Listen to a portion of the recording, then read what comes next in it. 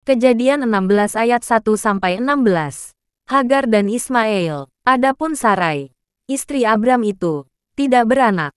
Ia mempunyai seorang hamba perempuan, orang Mesir, Hagar namanya. Berkatalah Sarai kepada Abram, "Engkau tahu, Tuhan tidak memberi aku melahirkan anak. Karena itu baiklah hampiri hambaku itu.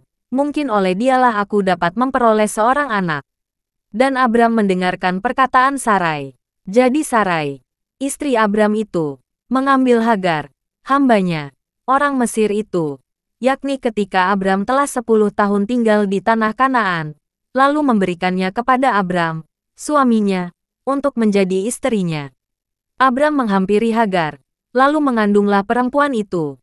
Ketika Hagar tahu bahwa ia mengandung, maka ia memandang rendah akan nyonyanya itu.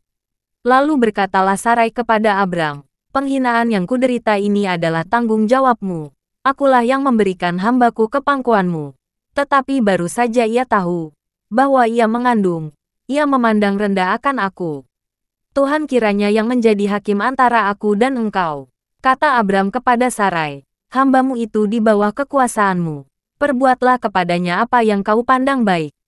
Lalu Sarai menindas Hagar, sehingga ia lari meninggalkannya. Lalu malaikat Tuhan menjumpainya dekat suatu mata air di padang gurun, yakni dekat mata air di jalan ke Syur. Katanya, "Hagar, hamba Sarai, dari manakah datangmu dan kemanakah pergimu?" Jawabnya, "Aku lari meninggalkan Sarai, nyonyaku." Lalu kata malaikat Tuhan itu kepadanya, "Kembalilah kepada nyonyamu. Biarkanlah engkau ditindas di bawah kekuasaannya." Lagi kata malaikat Tuhan itu kepadanya, "Aku akan membuat sangat banyak keturunanmu, sehingga tidak dapat dihitung karena banyaknya."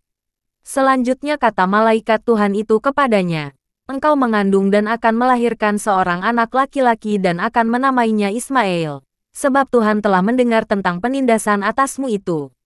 Seorang laki-laki yang lakunya seperti keledai liar, demikianlah nanti anak itu, tangannya akan melawan tiap-tiap orang dan tangan tiap-tiap orang akan melawan dia. Dan di tempat kediamannya ia akan menentang semua saudaranya."